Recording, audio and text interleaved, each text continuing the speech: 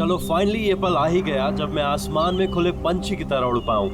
Yes, और तुम्हारी ये उड़ान मैं अपने कैमरा में कैप्चर करूंगी। लेकिन मिस्टर आजाद पंछी, कहीं आसमान में इतनी दूर मत उड़ जाना कि आसमान में गुम ही हो जाओ। डोंट वरी मैडम, वैसे भी अगर रोनी जी आसमान में गायब हो भी गए ना तो वापस तो जमीन भी आना पड़ेगा ना। उड़ान भरने से पहले ही आप नीचे आने की बात कर रहे हो। चलो, हो गई तैयारी? All the best.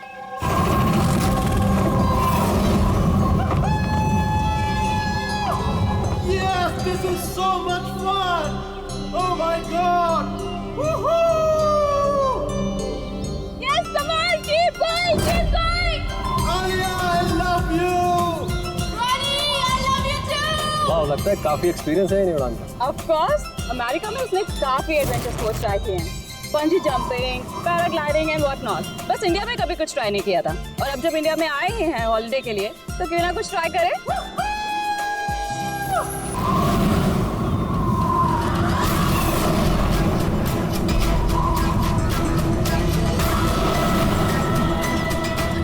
रानी को कुछ हो गया।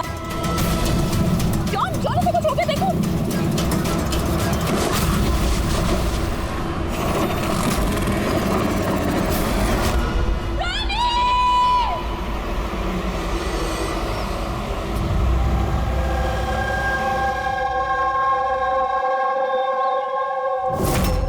मैं और रोनी तो यहाँ हॉलिडे मनाने आए थे। मुझे क्या पता था कि ये रोनी का आखिरी दिन साबित होगा। आलिया, हम जानते हैं ये घड़ी तुम्हारे लिए मुश्किल है, मगर प्लीज हिम्मत से काम लो। अब मैं न्यूयॉर्क जाके उसके डैड को क्या जवाब दूंगी कि मैं आई तो उसके साथ थी, लेकिन लौट अकेले रही हूँ। आपको किसी पे शक है? कौन मार सकता है रोनी को? सर, रोनी को कोई क्यों मारेगा? हम तो यहाँ किसी को जानते तक नहीं। कहीं ऐसा तो नहीं कि इसका कोई दुश्मन अमेरिका से इसका पीछा करते हुए यहाँ तक आ गया? नहीं सर, रोनी का कोई दुश्मन नहीं था। He was such a lively person, सब उसको पसंद करते थे। तो तुम्हारा कहना है कि यहाँ पे इंडिया में कोई रिश्तेदार, कोई दोस्त, कोई परिवार वगैरह नहीं है यहाँ पे? ये देश हमारे लिए अजनबी है सर। सब कुछ ना इन पैराग्लाइडिंग वालों ने किया है। Please sir, arrest them. आप हमें दोष मत दीजिए, रोजी रोटी है हमारी, हम क्यों मारेंगे किसी टूरिस्ट को? तो किसने मारा रोनी को फिर? सर ये मुझे भी समझ में नहीं आ रहा है, 3000 फीट की ऊंचाई से गोली कैसे चली, किसने चलाई? तो रोनी 3000 फीट की ऊंचाई पे उड़ रहा था। हाँ सर, और मैंने खुद गियर चेक किया था, कोई भी खतरनाक चीज नहीं थी उसके अंदर। और उसके आसपास किसी को उड़ते हुए देखा आसपास? नहीं सर, कोई भी नहीं था। आसमान एकदम साफ था, रेडियस भी क्लियर था और वो अपनी उड़ान एंजॉय भी कर रहे थे, पर सडन पता नहीं क्या हुआ, एकदम से धड़ाम से नीचे आके गिर गए। जो कहा है ना, तो ऐसा लगता है कि काफी दूर से गोली चली है, शायद किसी राइफल से। हाँ, राइफल ही होगी, क्योंकि जिस हाइट पे ये उड़ान भर रहा था वहां से तो कोई शार्प शूटर ही गोली चला सकता किसी राइफल से। जॉन, यहाँ आसपास किसी को गन या राइफल के साथ देखा है क्या तुमने? यहाँ पर गन लेना अलाउ नहीं है। आप असली गन की बात कर रहे हैं, वो दिवाली वाली पटाखे की बंदूक भी नहीं ला सकता कोई। आप लोगों ने देखा यहाँ पर किसी को? नहीं मैम, नहीं तो नहीं देखा। नहीं मैम। अच्छा आलिया, जब आप यहाँ पर आई रोनी के साथ, आपको किसी पे शक हुआ?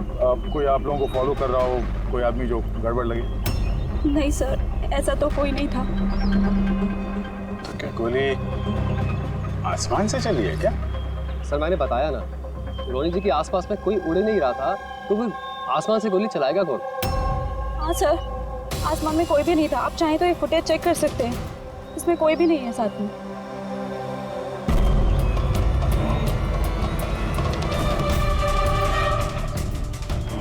फुटेज में तो रोनी के आसपास दूर दूर तक कोई दिख नहीं रहा। सर जमीन से नीचे से ऊपर किसी ने गोली नहीं चलाई। ये कह रहे हैं कि जब वो ऊपर उड़ा था तो कोई उसके आसपास नहीं था, तो ऊपर से भी गोली नहीं चला सकता। ये बताइए, ये गोली चली तो चली कहाँ से और किसने चलाई? कमाल है यार, इसका कोई दुश्मन नहीं है तो फिर इसको मारने के लिए इतनी प्लानिंग कौन करेगा? एक टेढ़ा केस लग रहा है। तो किसी टेढ़े आदमी को भेज देते हैं टेढ़े सबूत, शायद उसे कुछ पता चल जाए।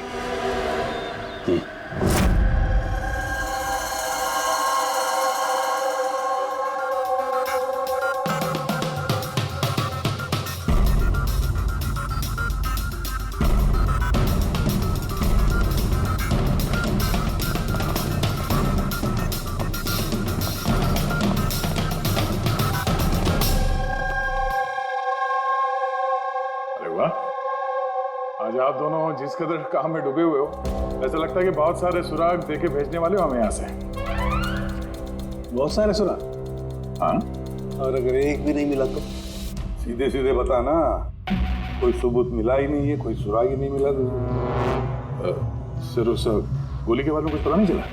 इतना पता चला है कि भाई ऊपर से किसी यूएफओ ने गोली चलाई होगी। यार सारों के क्या बच्चों जैसे यूएफओ की बातें करते हो।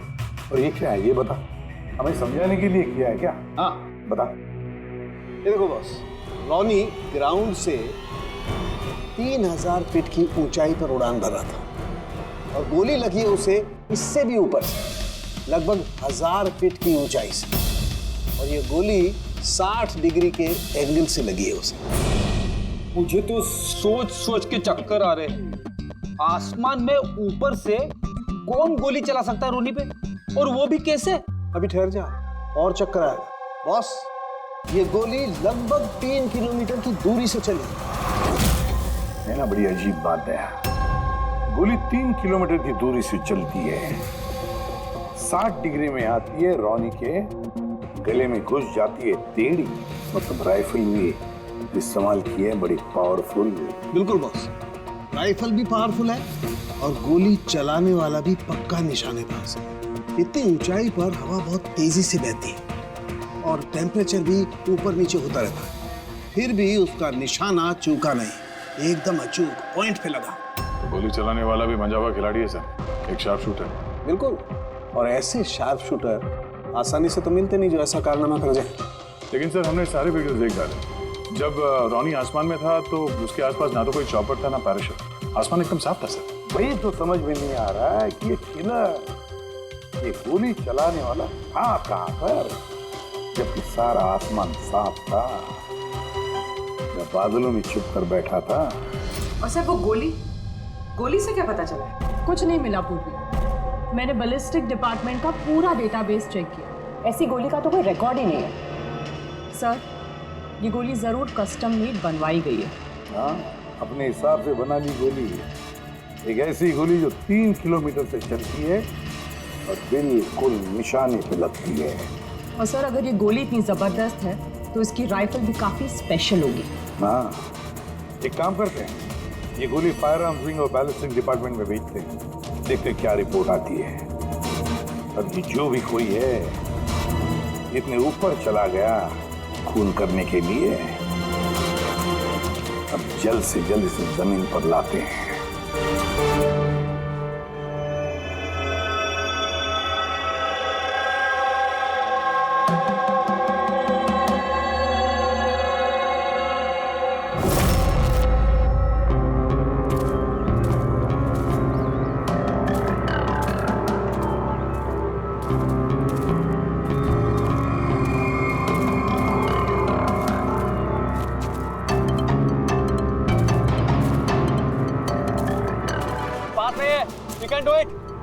यार गुरु, अब और नहीं चढ़ सकता, बहुत थक चुका हूं मैं। बस नवीन, ज्यादा दूर नहीं है, 3000 फीट चढ़ चुके हैं, पास ही में। We can do it, come on.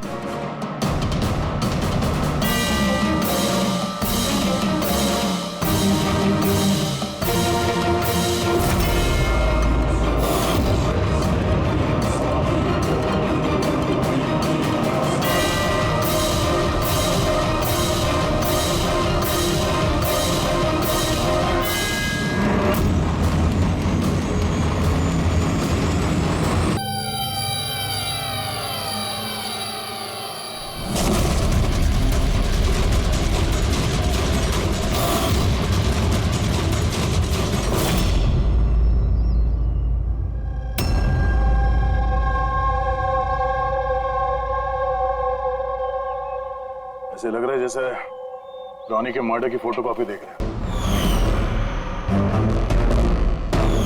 3000 feet की ऊंचाई पे ठीक वैसे ही गोली मारी है सर के पीछे। इसको भी ऊपर से मारी। क्या आप लोग जब ट्रेकिंग कर रहे थे तो ये हितेन के पीछे भी कोई था क्या? नहीं सर, हितेन ही सबसे पीछे था सर। सर ये देखिए फुटेज। सर ये वही जगह है जहाँ पे ये सब कुछ हुआ। कमाल है। पीछे तो सिर्फ खुला आसमान है, ऐसी कोई जगह दिख ही नहीं रही जहां से गोली चलाई जा सके। तो इसे गोली कहां से लगी? दोनों केसेस में पता नहीं चल रहा है कि गोली चली कहां से है। सर एकदम सही कह रहे हैं, आसमान से कोई कौवा या कबूतर थोड़ी गोली चलाएगा। ये गोली चली तो चली कहां से?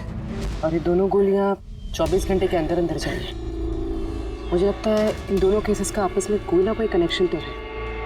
तो ये केतन काम क्या करता था? सर वो कॉलेज स्टूडेंट था सर, मुंबई ग्रेजुएशन करने आया था सर। ट्रैकिंग का बहुत शौक था उसको। अजीब, समझ में नहीं आ रहा कोई एक कॉलेज स्टूडेंट को मारने के लिए इतनी प्लानिंग क्यों करेगा। ये तो पहले रॉनी और अब ये हितेन। इससे पहले कि आसमान से चलने वाली गोली का कोई तीसरा शिकार हो जाए, इस खूनी तक पहुंचना होगा जल्दी से जल्दी। पिछले 24 घंटों में 2 खून हुए हैं, दोनों जवान बच्चे हैं, और दोनों को मारने का तरीका भी क्या हाई प्रोफाइल। सर दोनों की मौत हुई है एडवेंचर स्पोर्ट्स करते हुए, जमीन से हजारों फीट ऊपर मारा है सर। मगर सर सोचने वाली बात है कि खूनी ने ये एडवेंचर स्पोर्ट वाला समय ही क्यों चुना इनको मारने के लिए? वो तो उन्हें कभी भी मार सकता था। इतनी लंबी प्लानिंग 2 बच्चों को मारने के लिए। सिर्फ प्लानिंग ही लंबी नहीं दया, गन भी लंबी। ये ऐसी। ये कौन सी राइफल है सर? ये है TX-65, रशियन गन है बॉस, लॉन्ग रेंज। ऐसी गन से मारा गया हो। सालुंके साहब, क्या इस गन से 3 किलोमीटर दूर निशाना लगाया जा सकता है? आप रेडी? शूटिंग रेंज में ट्राई करके देख लिया है, इसकी रेंज 3 किलोमीटर से ऊपर ही है। ऐसी गन तो आर्मी वालों के पास या फिर आतंकवादियों के पास ही मिलेगी। बिल्कुल बॉस, और इसीलिए मुझे लगता है कि ये सिर्फ मर्डर का मामला नहीं है, कोई बहुत बड़ा गुनाह होने वाला है, लार्ज स्केल पर। दया, सर काम करो, दिल्ली में जाओ इंडियन इंटेलिजेंस विंग में, और पता लगाओ कि ये ऐसी गन किसके हाथ लगी थी और कैसे।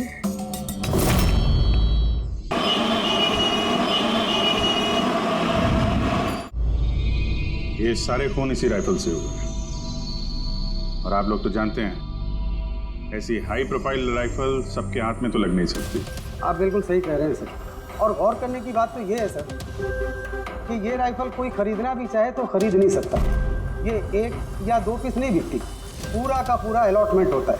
तो पिछले कुछ सालों में जो आतंकवादी हमले हुए हैं उसमें ये इस तरह के राइफल इस्तेमाल हुए थे? जी हाँ। तो आपको किसी आतंकवादी गिरोह पे शक है? जी हाँ, अगर हमारा अंदाजा सही है तो हम जानते हैं कि इसके पीछे किसका हाथ है। कौन? इलवारे जिले में कुछ समय पहले हमारी आर्मी ने बहुत सारे हथियार जब्त किए थे। उन हथियारों में ये वाली राइफल भी। आप प्रताप सर, सारे आतंकवादी मारे गए, उनमें से एक आतंकवादी बचकर निकल गया और हमने उनके सारे हथियार जब्त कर लिए। Well done Pratap sir. और जो आतंकवादी भागकर गया है उसके बारे में सारे पोस्ट को अलर्ट कर दो। तो ये काम उस आतंकवादी का हो सकता है जो बचकर निकल गया था वहां से? जी हाँ, और हमारी इंफॉर्मेशन के मुताबिक ये आतंकवादी गिरोह जल्दी ही कुछ बड़ा करने वाला है। शायद ये उसी की शुरुआत हो। ये दोनों जुर्म कोई मामूली खून नहीं है, ये जरूर कोई बड़ी साजिश है, बड़ी साजिश, आतंकवादी हमले की साजिश। हाँ सर, और इस हमले को रोकने के लिए पहले इन आसमान से चलने वाली गोलियों का राज का पता लगाना पड़ेगा सर। और इस राज का पता करने के लिए हमें सबसे पहले ये पता करना पड़ेगा सर कि आतंकवादी रॉनी और हितेन जैसे आम आदमी की हत्या क्यों की। वैसे क्या कॉमन है इन दोनों खून में? सर दोनों मर्डर हवा में हुए, दोनों बार गोलियां ऊपर से चली, हाई प्रोफाइल राइफल से। किसी प्रोफेशनल शार्प शूटर का काम है सर ये। और सर इन दोनों केसेस में कोई वैंटेज पॉइंट नहीं है, कोई ऐसी जगह नहीं है जहां पे बैठ के खूनी इन दोनों पे गोली चला सकता है। वैंटेज पॉइंट, वैंटेज पॉइंट, यही तो वजह नहीं हो सकती है? तो आप कहना चाह रहे हैं सर कि खूनी के पास कोई जगह नहीं थी बैठ के गोली चलाने की, और उसे ये पक्का करना था कि उसका टारगेट छूटे ना, उससे कोई चूक ना हो, इसलिए वो इन दोनों पे प्रैक्टिस कर रहा था। Exactly Abhijit, exactly. वो निशानेबाजी की प्रैक्टिस कर रहा था। मतलब सर उसका असली टारगेट कोई और है? सर अगर कोई वैंटेज पॉइंट था ही नहीं तो फिर वो हवा में गोलियां कहां से चला रहा था? पंकज, तुम्हारे सवाल का जवाब तुम्हारे सवाल में ही है। ये बताओ कि हाँ, मेरा मतलब है इंसान हवा में कैसे उड़ता है बिना पंखों के? सर एरोप्लेन से या फिर हेलीकॉप्टर से? बस तुम्हारा जवाब मिल गया। लेकिन सर वहाँ क्राइम सीन पे ऊपर आसमान में कोई चॉपर तो उड़ नहीं रहा था, ना ही कोई केबल कार थी वहां पे। दया कुछ और होगा, कुछ और होगा। अभिजीत, मैप निकालो। वहां उस पैराग्लाइडिंग और माउंटेनियरिंग कैंप के आसपास देखो। मेरा मतलब ऐसा कुछ है क्या जहां से आदमी हवा में उड़ सके? जंगल है और हाँ, ये 2 हॉट एयर बैलून रेंजेस भी हैं। सर देखो जहां पर खून है उसके आसपास कितने रेडियस में है ये? सर ये दोनों 60 किलोमीटर के रेडियस में है। एक बात तो पक्की हो गई, खूनी वहां पर उस हॉट एयर बलून में बैठा था और वहीं से उसने गोली चलाई 3 किलोमीटर की दूरी पे। सर अगर किसी को हॉट एयर बैलून की सवारी करनी है तो पहले से बुकिंग करनी पड़ती है, कोई ऐसे ही नहीं जा सकता। कोई बात नहीं, तो वहां उस हॉट एयर बलून रेंज के ऑफिस में जाकर पता लगा कि ऐसा कौन सा टूरिस्ट था जिसने उन 2 दिनों में दोनों हॉट एयर बलून में सवारी की थी। ये टोटल 12 लोगों की लिस्ट है जो उस दिन हॉट एयर बैलून में बैठे थे। कुछ लोग अलग बैठे थे और कुछ लोग ग्रुप बना के बैठे थे। तुम्हें कुछ याद है कि इनमें से कितने लोगों के पास कोई सामान या कोई बैग्स थे? या फिर कोई बदमाश जैसा दिख रहा हो? नहीं, बदमाश तो कोई नहीं लग रहा था, लेकिन एक बूढ़ी आंटी थी जिन्होंने बैकपैक रखे हुए थे और वो चश्मा और टोपी भी लगाई हुई थी। हाँ, हम भी हैरान थे कि इस उम्र में ऐसी ट्रैवलिंग का जज्बा। और जब फोटोज खींची जा रही थी तो वो शर्मा रही थी और अपना मुंह छुपा रही थी। ये बुढ़ी आंटी शार्प शूटर, सुनने में थोड़ा अजीब नहीं लग रहा है? हाँ सर, मैं ही पायलट हुई थी। 25 फरवरी को कुल मिलाकर सर मैंने 6 लोगों को एयर बैलून की सवारी करवाई थी और 2 लोगों को दिनेश ने सर। अच्छा, तो उनमें से कोई गड़बड़ टाइप का आदमी लगा या जिसके पास कोई सामान वगैरह हो? सर ऐसा तो कोई नहीं था। हाँ, एक बुजुर्ग आदमी था, पता नहीं बात बात पर क्यों चिल्ला रहा था। शायद उसका मूड खराब था या खड़ूस था शायद। उसके हाथ में कुछ सामान था क्या? सामान तो नहीं था। हाँ, बैसाखी लेकर चल रहे थे। बैसाखी लेके चल रहे थे? तुम लोग की हिम्मत कैसे हुई मेरी तस्वीर लेने की बिना मुझसे पूछे? जरा भी तमीज है कि नहीं है? उड़ाओ उसे, उड़ाओ। अच्छा, फोटो खींचने पे नाराज हो गए? कितनी अजीब बात है ना सर। लोग हॉट एयर बैलून पे रोज रोज तो बैठते नहीं हैं, तो वो खुद ही फोटो खिंचवाना चाहते हैं ताकि वो इस मेमोरी को हमेशा अपने पास रख सकें। और कोई खास बात याद है उनके बारे में? सब पता नहीं बतानी चाहिए या नहीं। नहीं नहीं, बोलो, जो भी याद है खुल के बताओ। उन्हें चलता देख के लग नहीं रहा था कि उन्हें बैसाखी की जरूरत होगी, पर फिर भी उन्होंने बैसाखी पकड़ रखी थी। अच्छा,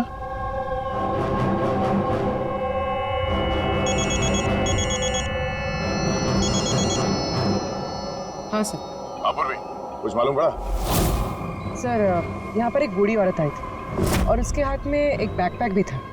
और हाँ, फोटो खिंचवाने से भी ऐतराज कर रही थी। अच्छा, यहाँ भी एक बूढ़ा आदमी आया था हॉट एयर बलून में बैसाखी लेके, और उसे भी फोटो खिंचवाने से परहेज था। सर कहीं ये बूढ़ा आदमी और ये बूढ़ी औरत एक ही इंसान तो नहीं है? एग्जैक्टली, वही शार्प शूटर। उसके बैग में और इसके बैसाखी में वो राइफल था जिससे ये खून हुए। और सर दोनों दिन ये ऊपर अकेला ही गया होगा, क्योंकि अगर किसी और टूरिस्ट के साथ जाता तो फिर राइफल सेट करने में और निशाना साधने में काफी मुश्किल हो जाते। नहीं पूरी, मुझे लगता है वो अकेला तो नहीं गया होगा।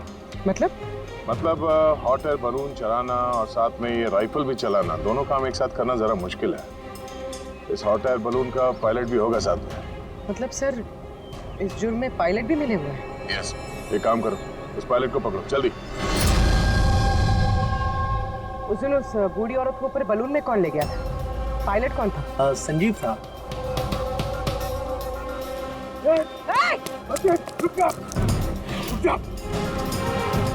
ना तुम मुझे मार पाओगे वरना ही उसे।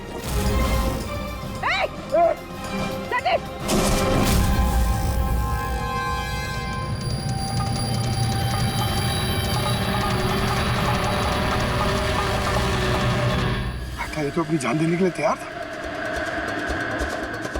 ये कोई छोटे मोटे मर्डर्स नहीं है पंकज, कोई बहुत बड़ा मिशन है जिसे अगर जल्द से जल्द नहीं रोका गया तो कुछ बहुत बुरा हो सकता है। अच्छा गीता, 24 फरवरी को जो आदमी ग्रुप में नहीं जाना चाहता था, अकेले जाना चाहता था, उसका पायलट कौन था? कौन लेकर? सोलो ट्रैवलर को तो दिनेश लेकर गया था। कमाल है दिनेश, इतनी देर से चुप बैठे हो, कुछ बोल ही नहीं रहे हो। तुम लोग मुझे पकड़ नहीं पाओगे।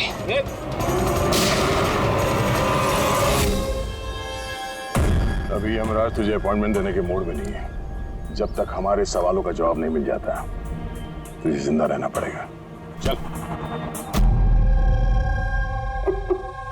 मार लो, जितना मार सकते हो मार लो, मुझे कोई फर्क नहीं पड़ता। वैसे भी तुम्हारे इन कानून के कमजोर थप्पड़ों में इतनी ताकत नहीं है कि मेरे जुर्म की मजबूत हड्डियों को गला सके। मुझे तुम्हारे साथ जोर जबरदस्ती करना होता तो उसके लिए तो 2 मिनट का काम है हमारे लिए, पर बाद में ख्याल आता है तुम्हारे परिवार का, तुम्हारी बहन। अगले महीने उसकी शादी है ना, कैसा लगेगा उसे कि उसकी शादी हो रही है और शादी के वक्त उसका भाई इस दुनिया में नहीं है, हाँ? और तुम्हारी माँ, हर महीने खर्चे के लिए पैसे भेजते हो ना, तुम्हारे जाने के बाद कौन ख्याल रखेगा उसका? कभी सोचा है इसके बारे में? हाँ? नहीं? चलो, अब भी मौका है, सरकारी गवाह बन जाओ। वादा करते हैं तुम्हारे जेल जाने के बाद तुम्हारी माँ का ख्याल हम रखेंगे। सच?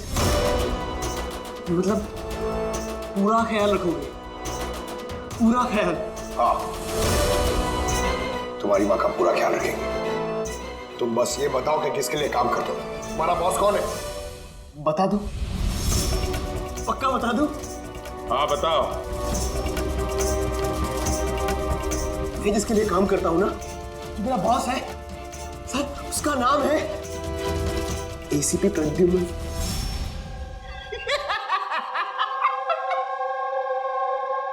एसीपी प्रद्युम्न, जाओ पकड़ लो और गिरफ्तार कर लो उसे। कहा था ना, मैं कुछ नहीं बताने वाला, जो कर सकते हो कर लो। CID CID. Oh boss, boss.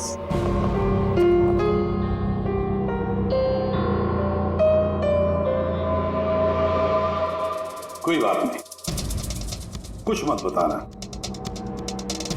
अब हम ना तुमसे कुछ पूछेंगे, कुछ बताने के लिए तुम पर जोर जबरदस्ती करेंगे, कुछ नहीं, सिर्फ एक करेंगे, हम तुम्हें सोने नहीं देंगे। सोने नहीं देंगे? वैसे भी मैं अगर जागता रहा तो मैं कुछ बताने नहीं वाला हूं आप लोगों को। कोई जरूरत नहीं, कुछ मत बताओ, पर सोने नहीं देंगे तुम्हें। ओके? यार दया, मैंने तो सुना है कि आदमी खाने पीने के बगैर तो काफी दिनों तक सरवाइव कर सकता है, लेकिन सोए भी नहीं। कितना तड़पेगा ये बेचारा, बड़ी बुरी मौत मरेगा, मुझसे तो देखा नहीं जाएगा।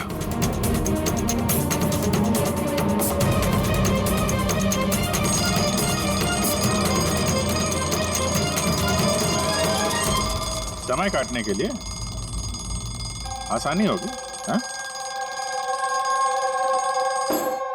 अपने जिंदगी के आखिरी पल अपनी आंखों के आगे गुजरते हुए देखो, ठीक है? Thank you. सोने मत देना इसको।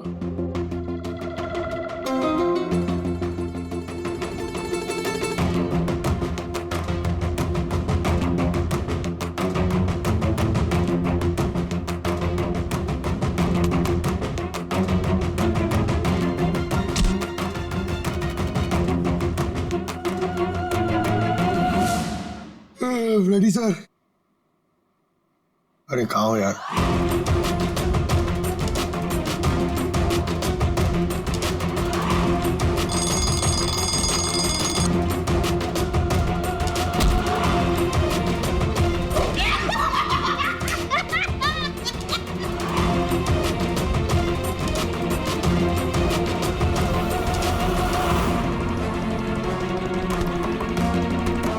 जब तक मुंह नहीं खोलेगा सोने का नहीं, समझे? 5 मिनट में नहीं। नहीं 1 मिनट। 1 मिनट तो सोने दो। 1 सेकंड। सोऊंगा नहीं। नहीं सोऊंगा बिल्कुल नहीं। बिल्कुल नहीं सोऊंगा।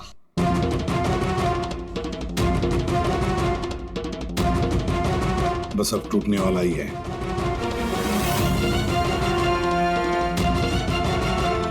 सब बकना शुरू कर देगा अभी।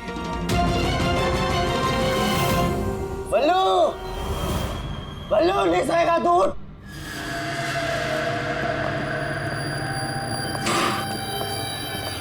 क्या सोना चाहता है? तो सोने देंगे ना भाई, क्या प्रॉब्लम है? चलो हम सोने देंगे तुमको। खाली ये बताओ कि तुम्हारे गिरोह का प्लान क्या है? हाँ बता दो। मेरा नाम दिनेश नहीं है।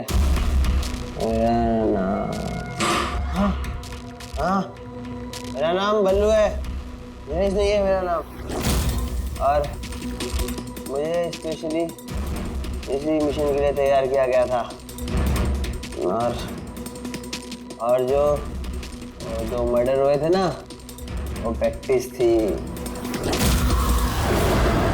हमारा असली मिशन है उसको मारना। और स्टीव, क्या नाम है उसका? Steve Mulder. स्टीव मल्डर, वो इंटरनेशनल पीस मीडिएटर, शांति दूत जो हमारे देश आया है, दुश्मन देशों के बीचों शांति का करार करवाता है, आतंकवाद बंद करने के लिए। किसी भी हम नहीं चाहते कि आतंकवाद कभी रुके। और स्टीव मल्डर तो मरेगा, तुम लोग कुछ नहीं कर सकते। और तो कर भी लोगे ना, उसको बचा भी लिया ना, और स्टीव मल्डर को खत्म कर देंगे हम।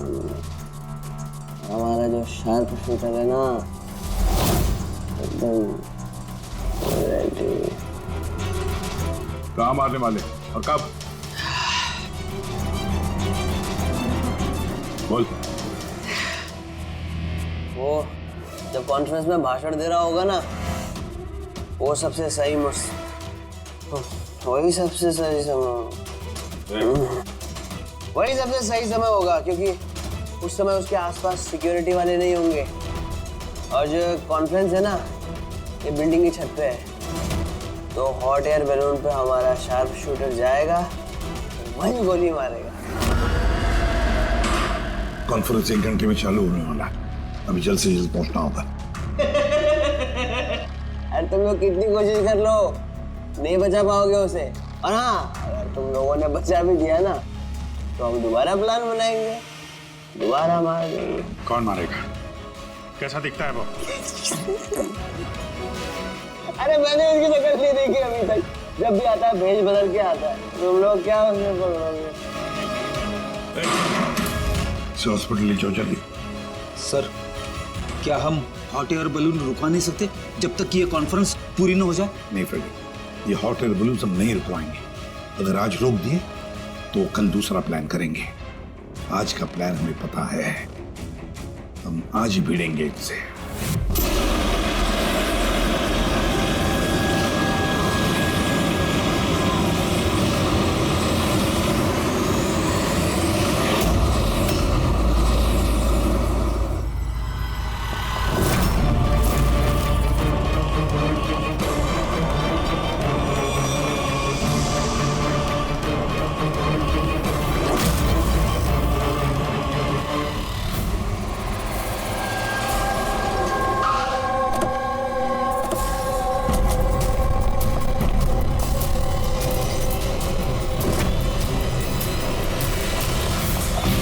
CID, मिस्टर स्टीव मर्डर का है। ऊपर कॉन्फ्रेंस में। हमें ले चलो उनके पास, जल्दी हरी।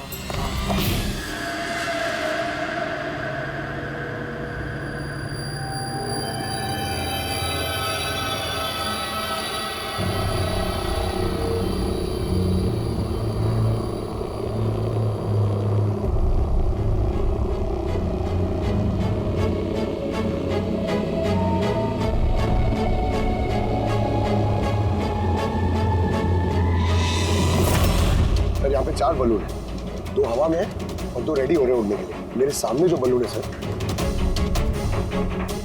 उसमें एक कपल है और वो लड़के के पास एक बैकपैक है। नजर रखो उन पे, कौन कौन आ रहा है, कौन कौन जा रहा है, सब पे ध्यान रखना। ओके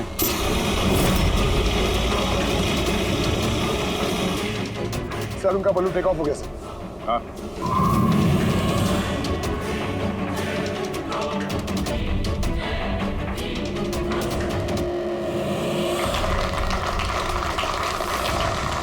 इस दुनिया में टेररिज्म क्यों है? ये क्वेश्चन बहुत जरूरी है। और ये टेररिज्म तभी स्टॉप हो सकते हैं जब सभी देश भाई भाई की तरह साथ रहें। टेररिज्म को जड़ से उखाड़ फेंकना होगा हम सबको।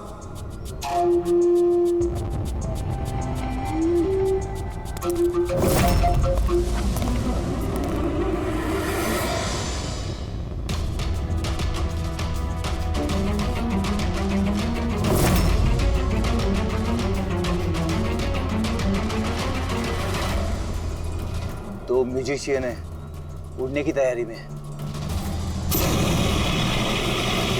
उनके हाथ में गिटार के बैग है। अब ये बताना मुश्किल है कि अंदर गिटार है या गन।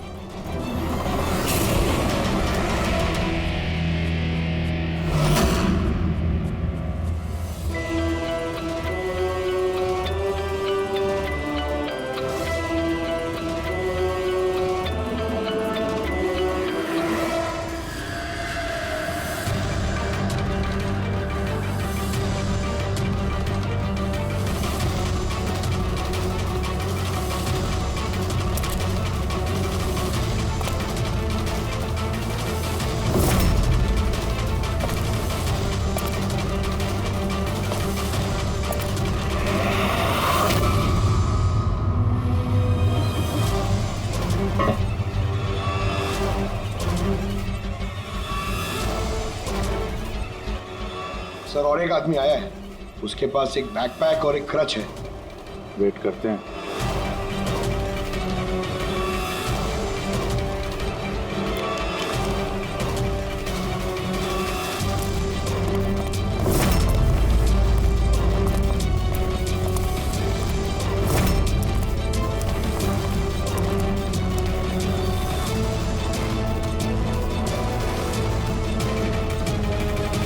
सर, कैमरा क्रू वाले आए हैं, उनके पास 2 बैग है। Camera crew?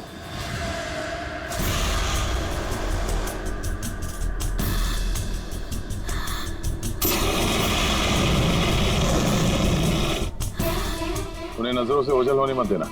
नजर रखो उन पे।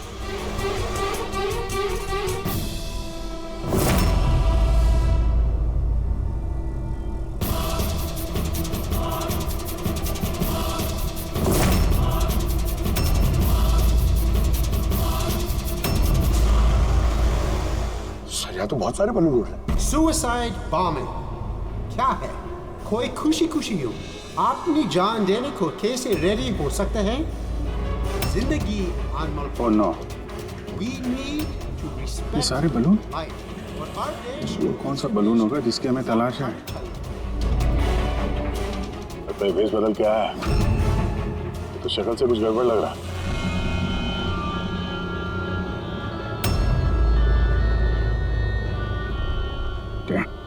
गिटार वाले पे नजर रखो। अपनी गलतियों से सीखना चाहिए हमें, ताकि World War I और World War II जैसे ये तो गिटार है। चल क्या रहा है ये?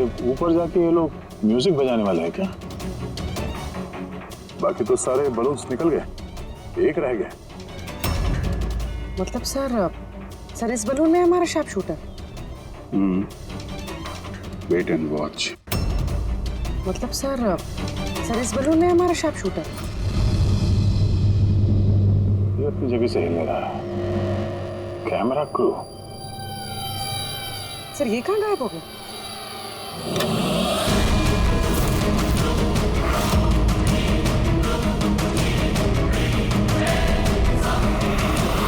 सर इसके पास तो राइफल है, वैसे जैसे साड़ू के सर ने बताई थी। अभिजीत,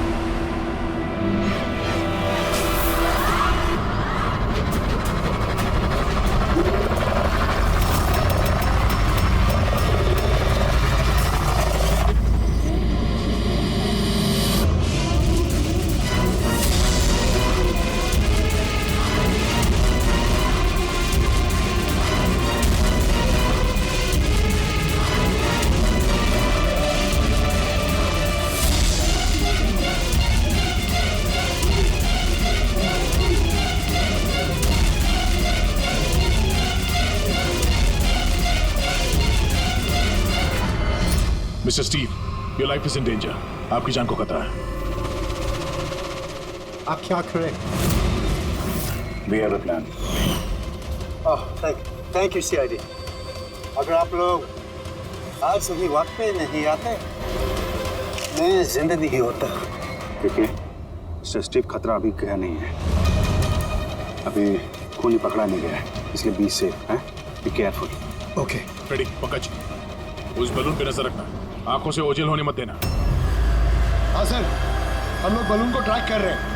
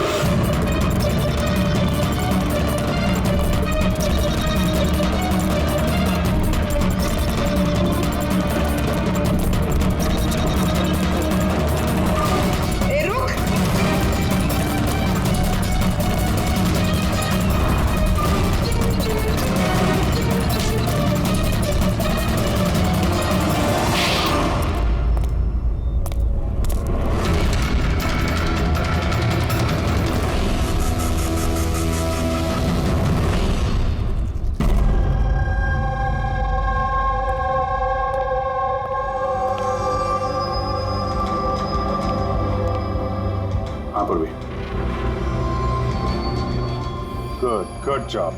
Congrats. पकड़ गया killer, Mr. Abhijit? Yes, Mr. Steve, we got you. Yes. Well done. Well done.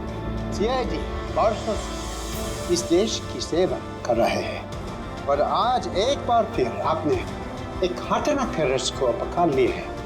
अभी वो पकड़ा गया है, बहुत जल्द हम उसके पूरे ग्रुप को पकड़ लेंगे। Mister Steve, we are very proud of you. आप जैसे लोगों की दुनिया को जरूरत है, जो आप जैसे साहसी हैं और नेक हो।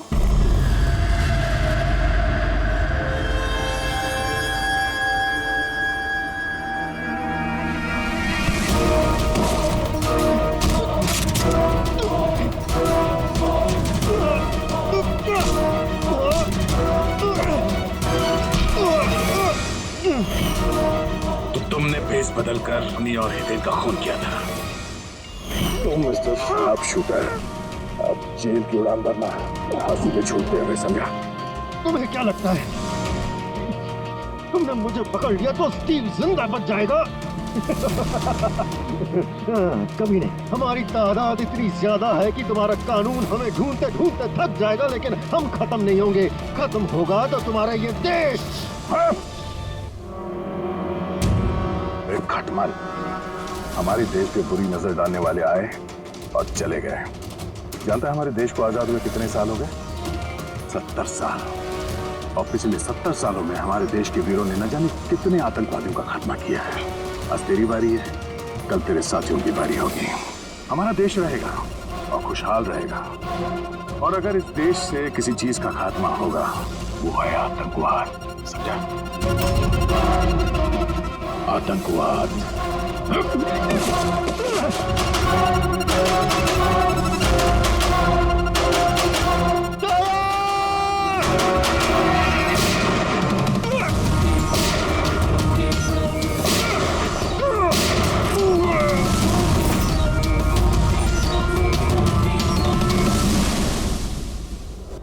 आतंकवादी पीठ पे ही गोली मारोगे? हम लोग यहाँ खाते गोली, यहाँ।